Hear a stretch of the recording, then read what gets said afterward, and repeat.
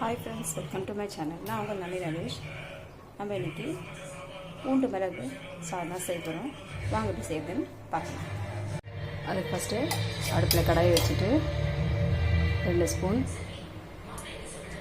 எண்ணெய் விட்டுடுங்க. விட்டுட்டு கொஞ்சோண்டு மிளகு போட்டு லைட்டாக பொரிஞ்சுடணும். பூண்டு அதையும் போட்டு லைட்டாக ஃப்ரை பண்ணுங்கள்.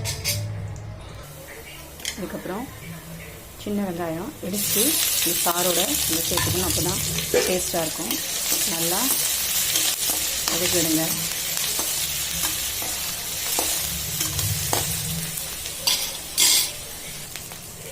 இந்தளவுக்கு லேசாக வதங்கின பிறகு கொஞ்சோண்டு உப்பு,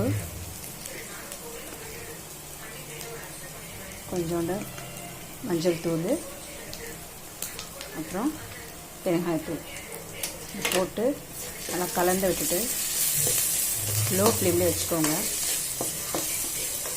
லோ ஃப்ளேம்லேயே அது கிறிஸ்பி ஆகி வரும். நம்மளுக்கே பார்த்தா தெரியும்.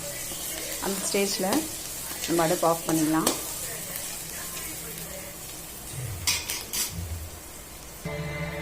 அதாங்க இது பாருங்கள், ஓரளவுக்கு கிறிஸ்பி ஆகிடுச்சு. இப்போ நம்ம ஸ்டவ் ஆஃப் பண்ணிவிட்டு ஆற வச்சு நீங்கள் இதை ஒன்றும் பார்த்து இடிச்சு கூட வச்சுக்கலாம். இல்லைன்னா மிக்சியில் போட்டு பல்ஸ் மோடில் வச்சு நீங்கள் அதை ரெடி பண்ணிக்கலாம். அதாங்க பாருங்கள், மிக்சியில் பல்ஸ் மோட்டில் போட்டு நான் அரைச்சி எடுத்துட்டு வந்துட்டேன். இப்போ இதில் சாதம் மிக்ஸ் பண்ணி காட்டுறேன். அவ்வளோதாங்க, மிளகு பூண்டு சாதம் ரெடி. கோல்டோ காஃபர் இருக்கும்போது இதை நீங்கள் செஞ்சு சாப்பிட்டிங்கன்னா அவ்வளோ ரிலீஃபாக இருக்கும். ட்ரை பண்ணி பார்த்துட்டு எப்படி இருக்குன்னு சொல்லுங்கள். பாய்.